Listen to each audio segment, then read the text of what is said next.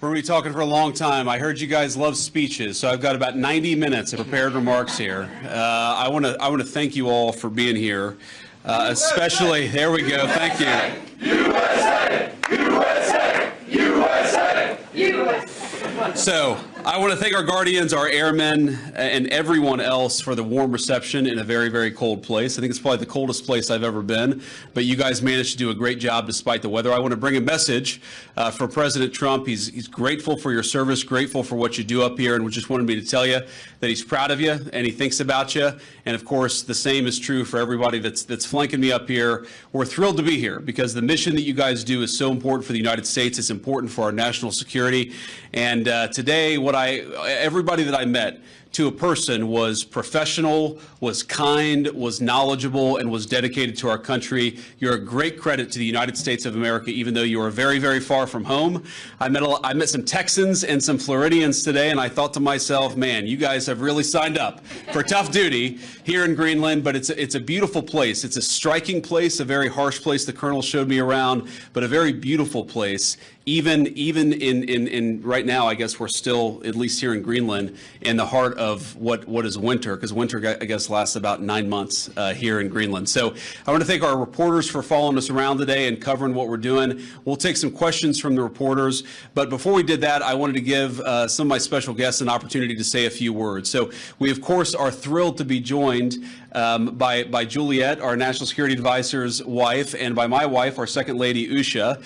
And flanking me here on my left is Chris Wright, our Secretary of Energy, Mike Waltz, our National Security Advisor, and my dear friend, Senator Mike Lee from the great state of Utah, who I joked earlier, I told Mike I'd give him a ride to Utah, and we ended up in Greenland.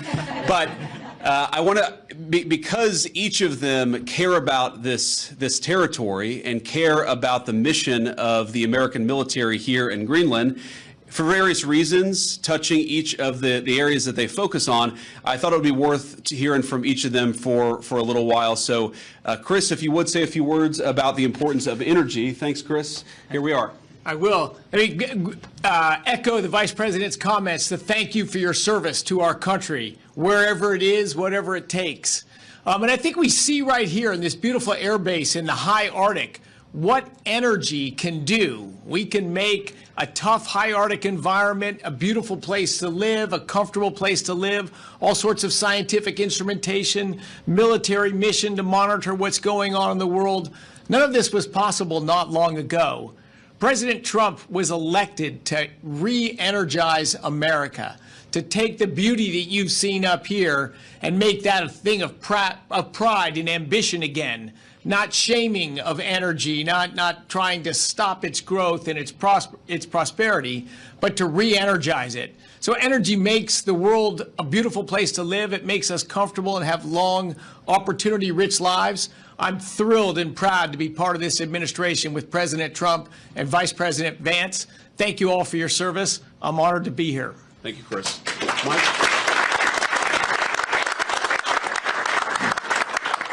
I guess when we flew in, it did look a little bit like Utah in the wintertime.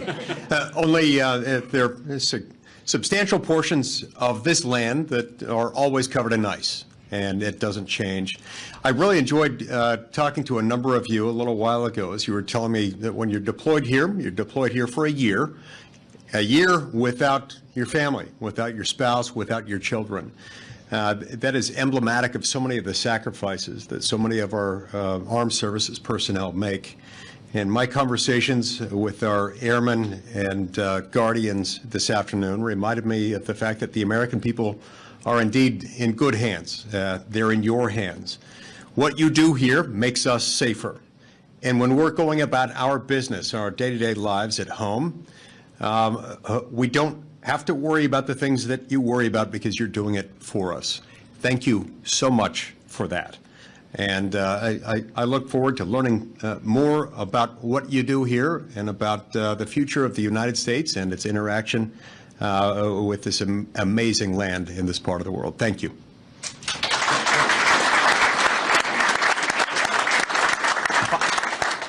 Thank you, Mr. Vice President, and I just wanted to take a minute and thank you all, to the airmen and women, to the guardians who are keeping us safe day in and day out. You are continuing a tradition of the U.S. military's presence in Greenland since World War II, 1951 Defense Treaty, and President Trump is absolutely serious with the Vice President and with his team about the Arctic and the security that the Arctic brings and that you bring to the Western Hemisphere. This is about shipping lanes. This is about energy.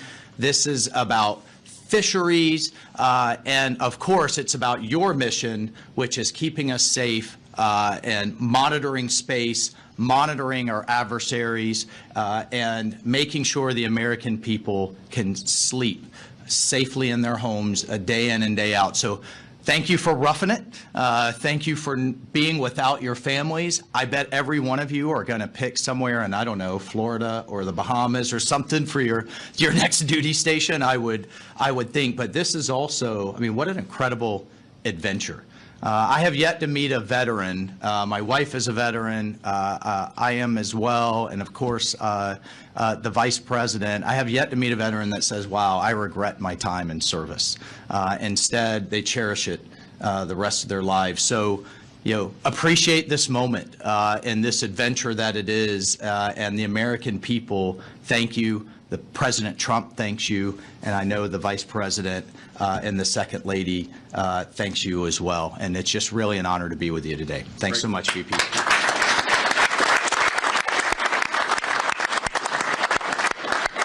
So thank you, Mike. And let me say just a couple of other things, and then we'll take some questions from the reporters. So number one, I think a lot of Americans wonder, why does Greenland matter so much? Why does the mission of this base matter so much to the American people? And I learned a lot about that today myself. Of course, you can read about it in a book, but I saw it up close and personal. And if, God forbid, to my fellow Americans, if a missile was fired from an enemy country or an enemy submarine into the United States, it is the people here before us who would give notice to our brave men and women further south in the United States to let people know what was coming and, God willing, to try to shoot it down and prepare for it. That's one of the things that we do at installations like this. We know that Russia and China and other nations are taking an extraordinary interest in Arctic passageways and Arctic naval routes, and indeed in the minerals of the Arctic territories. We need to ensure that America is leading in the Arctic, because we know that if America doesn't, other nations will fill the gap where we fall behind. So what you guys do is so critically important. I think a lot of Americans, certainly I, didn't realize it fully until President Trump started talking about the importance of our Arctic mission, about building upon it and ensuring that America can lead in the Arctic for the next generation. And now I want to talk about, of course, the interaction and what Denmark, I think, has done, and sometimes in partnership with us, but let's be honest, what Denmark over the last 20 years has failed to do in some cases, because we know that unfortunately this place, this base, the surrounding area is less secure than it was 30, 40 years ago, because some of our allies haven't kept up. As China and Russia have taken greater and greater interest in Greenland, in this base, in the activities of the brave Americans right here, we know that too often our allies in Europe have not kept pace. They haven't kept pace with military spending, and Denmark has not kept pace in devoting the resources necessary to keep this base, to keep our troops, and in my view, to keep the people of Greenland safe from a lot of very aggressive incursions from Russia, from China, and from other nations. Now, President Trump, as he says all the time, and as a lot of people recognize, is a president of peace. We want to have good relationships with everybody. That includes, even to the extent possible, the Chinese and the Russians. But part of having good relations is showing your strength when you have to. And unfortunately, the story of Greenland over the past 20 years when it comes to security is that we've underinvested in the infrastructure, we've underinvested in the security architecture, and we've underinvested in the brave men and women who are doing a very hard job, as Mike said, to keep all of us safe. That has to change. Now, when I pointed out a couple of weeks ago that in some ways, with all due respect to our Danish allies, they had not kept pace, there was a lot of criticism from Denmark, a lot of attacks at the Trump administration, at the president, at me, at others in our administration for saying the obvious, which is that Denmark hasn't done a good job at keeping Greenland safe. And one of the things I heard was, well, what about the many Danes who lost their lives in the war on terror fighting alongside the United States? Well, look, we obviously honor the sacrifice of our Danish friends in the war on terror 20 years ago, just as, for example, the French honor the sacrifice of Americans in Normandy 80 years ago. But recognizing that there are important security partnerships in the past does not mean that we can't have disagreements with allies in the present about how to preserve our shared security for the future. And that's what this is about. There is no amount of bullying, no amount of obfuscating, no amount of confusing the issue. Our message to Denmark is very simple. You have not done a good job by the people of Greenland. You have underinvested in the people of Greenland, and you have underinvested in the security architecture of this incredible, beautiful landmass filled with incredible people. That has to change. And because it hasn't changed, this is why President Trump's policy in Greenland is what it is. It's consistent with the first Trump administration, where you saw significant investments in Arctic security, and it will continue over the next 4 years under President Trump's leadership. And let me finally, before I kick it over to the media, make one comment about the people of Greenland. The colonel here, the base commander, who came here first as a second lieutenant, and I guess, Colonel, this is your second duty station here, and we're proud of you and proud of all of you guys who are serving and helping keep us safe. I heard a lot about the respect that our American troops show for the local Greenlandic population, the way that we make and create shelter for hunters and dog sledders, the way that we found ways to turn over traditional tribal land to some of the local populations in order to ensure that they're able to live in accordance with their values. We respect, as the president said in his State of the Union address, we respect the self-determination of Greenlanders. We believe in the self-determination of the population of the people of Greenland. And our argument is very simple. It is not with the people of Greenland, who I think are incredible and have an incredible opportunity here. Our argument really is with the leadership of Denmark, which is underinvested in Greenland and underinvested in its security architecture. That simply must change. It is the policy of the United States that will change, and I'm proud to be able to stand here with so many brave Americans to better understand the security mission and better understand what you guys do each and every day. For that, I'm grateful for your service. I'm even more grateful. I love you guys. I'm proud of you guys, and President Trump stands behind you and will for the remainder of his administration. Thank you all. God bless you.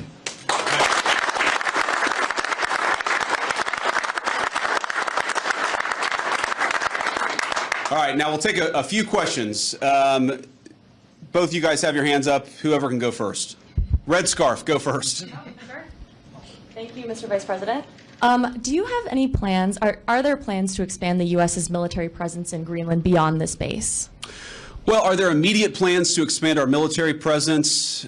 No, but are there general objectives that we want to accomplish that will certainly require us investing more resources, investing in additional military, icebreakers, investing in additional naval ships that will have a greater presence in Greenland? Absolutely. And we know that's necessary because we know, as Mike talked about, and certainly I talked about, there has been an expansion of the security footprint and the security interest of Russia and China. They're doing what they believe is in their interest. The United States must do what I know is in our interest, which is to make sure that Greenland is safe. If Greenland doesn't have self-determination, if the people of Greenland have their future controlled by the Chinese Communist Party, it's not going to make their lives better off, and most importantly, it's going to make American and world national security, world security, much, much weaker. We in some ways need to wake up.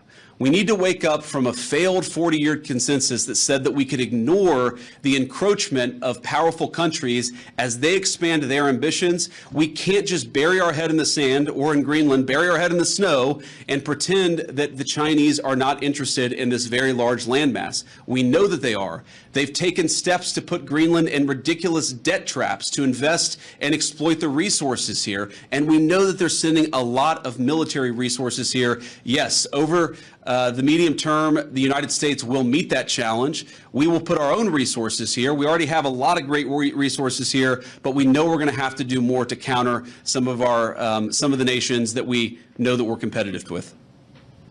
Sure. Thank you so much, Mr. Vice President. And the president said today that we have to have Greenland. By being here today, are you also conveying that message that the U.S. is very serious in its desire to acquire Greenland? Well, the president said we have to have Greenland, and I think that we do have to be more serious about the security of Greenland. We can't just ignore this place. We can't just ignore the president's desires, but most importantly, we can't ignore what I said earlier, which is the Russian and Chinese encroachment in Greenland. We have to do more.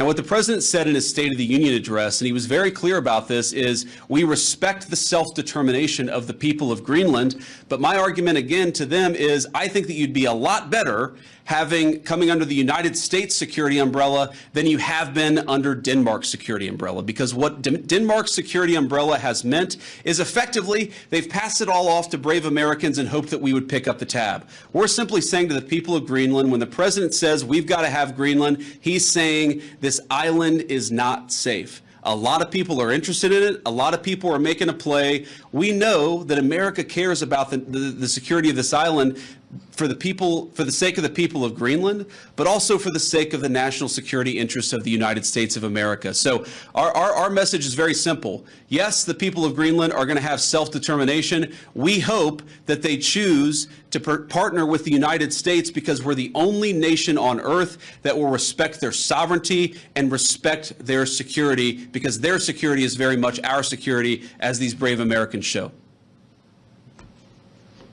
Thank you. John Parkinson with ABC News. Thanks for bringing us along on this historic trip. I wanted to ask you about last week's news with the Atlantic. We've had a couple questions on Greenland. I feel like you've answered that. But I did want to ask, did you express your concerns to the president that you were opposed to the Houthi strike? And also, what did you mean when you asked, or when you said in that thread that the president wasn't aware that his directions for Yemen were inconsistent with his message on Europe? Well, I didn't quite say that. I think that's a slight misunderstanding of what I said. But we've talked, of course, in the American media about Signalgate, as I called it, for the past week.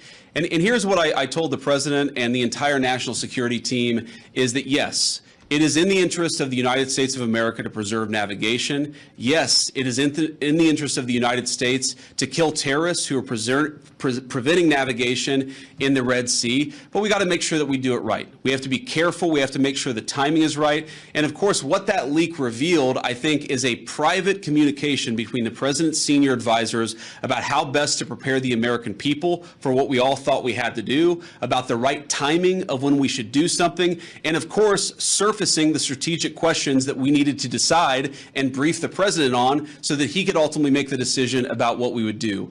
What I saw in that Signal chat, and of course what I've seen in the president's senior national security team, is that sometimes we all agree and sometimes we all disagree, but it's important that we all have an honest conversation amongst ourselves and with the president of the United States about what we think is the best interest of the national security of the United States of America. I support the president's decision to strike the Houthis. I always supported the president's decision to strike the Houthis, and I support the national security team having the argument about how best to serve the American people.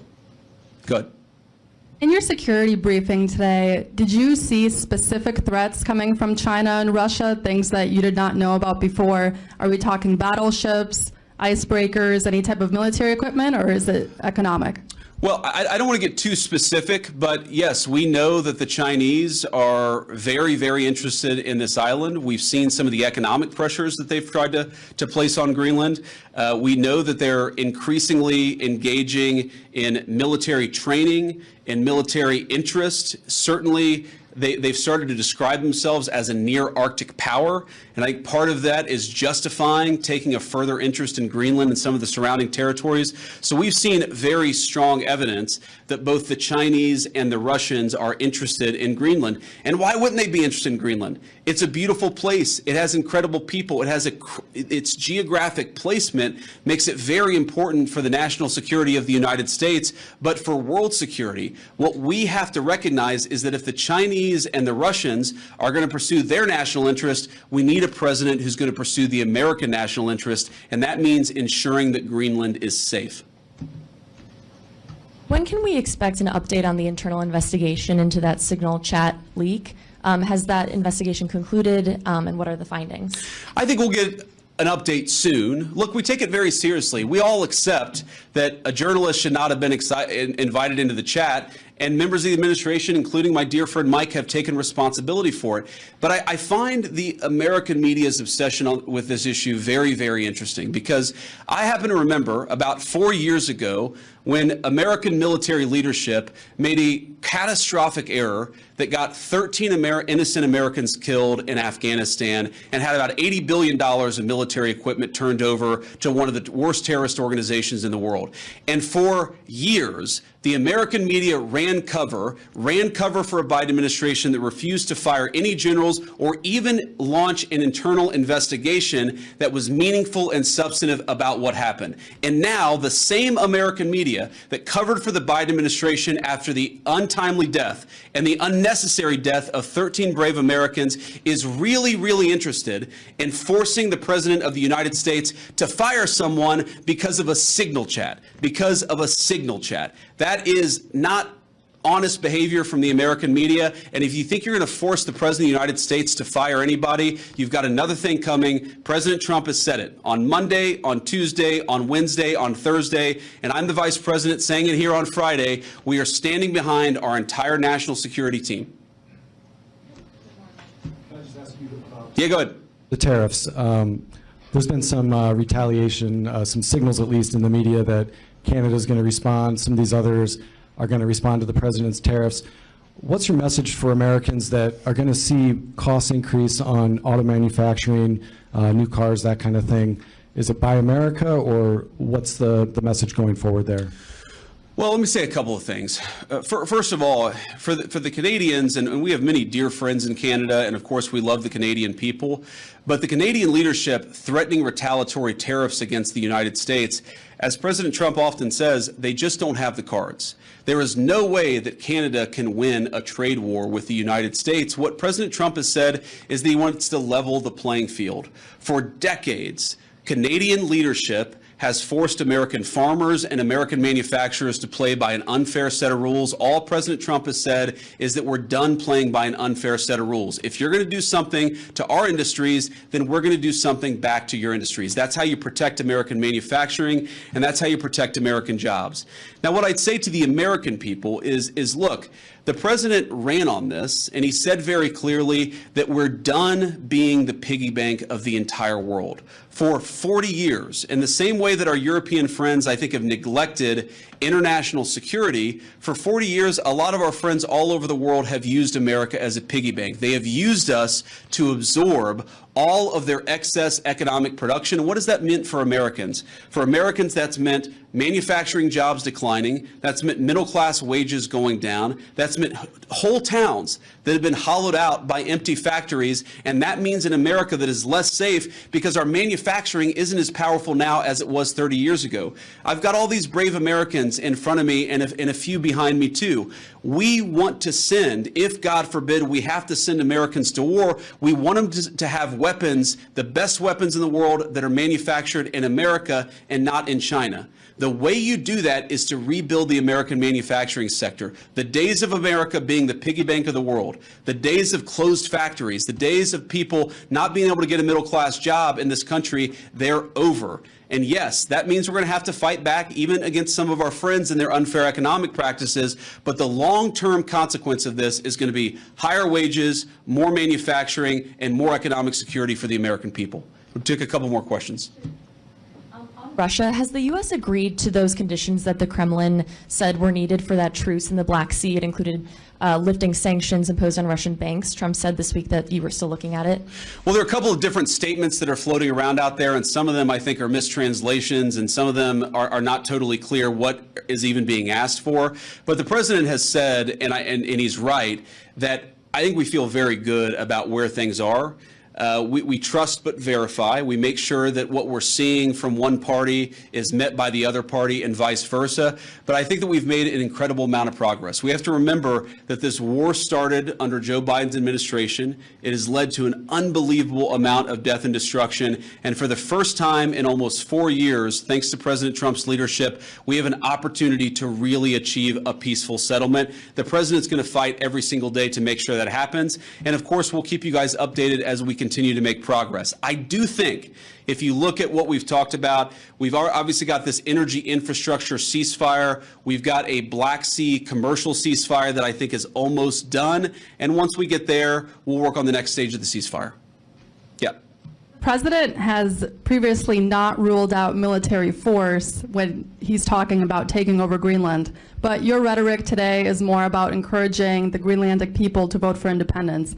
Do you think the rhetoric has changed about that, or what's your message there? No, I don't think it's changed at all. Look, the president has said clearly he doesn't think that military force is going to be necessary, but he absolutely believes that Greenland is an important part of the security, not just of the United States, but of the world, and of course the people of Greenland too. It's very simple. I think the president's been very consistent here from his State of the Union, from his inaugural address, and every public statement that he's made. This territory, Greenland, really matters for the security of the United States. It's extremely vulnerable right now. And if the people of Greenland were willing to partner with the United States, and I think that they ultimately will partner with the United States, we could make them much more secure. We could do a lot more protection, and I think they'd fare a lot better economically as well. This has to happen. And the reason it has to happen, I hate to say it, is because our friends in Denmark have not done their job in keeping this area safe. They just haven't done it. It's very simple. For all of our friends in the American media who attack the administration for pointing out the obvious, what is the alternative? To give up the North Atlantic, to give up the Arctic, to China, to Russia, and to other regimes that don't have the best interest of the American people at heart? We have no other option. We need to take a significant position in Greenland to keep the people here safe, but to keep our own country safe too. We'll do one or two more. Yeah.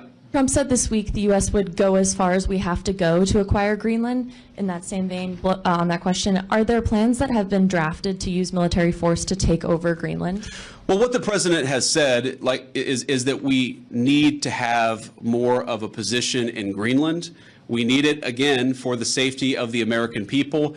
And what we think is going to happen is that the Greenlanders are going to choose through self-determination to become independent of Denmark, and then we're going to have conversations with the people of Greenland from there. So I think that talking about anything too far in the future is way too premature. We do not think that military force is ever going to be necessary. We think this makes sense. And because we think the people of Greenland are rational and good, we think we're going to be able to cut a deal, Donald Trump style, to ensure the security of this territory, but also the United States of America. I'll do one more question. And you spoke about economic interests, how the U.S. could develop Greenland more economically. Could you speak a little bit more about that? I know Secretary Wright is here. Have you guys spoken about energy? Senator Lee is here as well. Just wondering what those discussions have been like. My point actually is that other countries have explicitly gone after Greenland, and I think with a mind towards economic exploitation, sometimes asking Greenland to get itself into terrible economic debt traps that would make the people of Greenland not self-determined and sovereign, but to mortgage their future to hostile foreign countries that don't have their best interests at heart. That is not what the United States of America wants to do. What we want to do is to protect the security of this territory because it matters for us and it matters for the people who live here. All right, guys, thank you all. And let me just say one more final word to the Guardians, the Airmen, the other service members gathered here. Thank you From the bottom of my heart, it is incredible to be a vice president who has served just as our NSA, Mike Waltz, has served, to know the sacrifice that comes along with it, and to see that there are still incredible young Americans willing to put on the uniform and serve this country. You make America a better place, and you make it an honor to serve as your vice president. God bless you guys. Thanks for having me.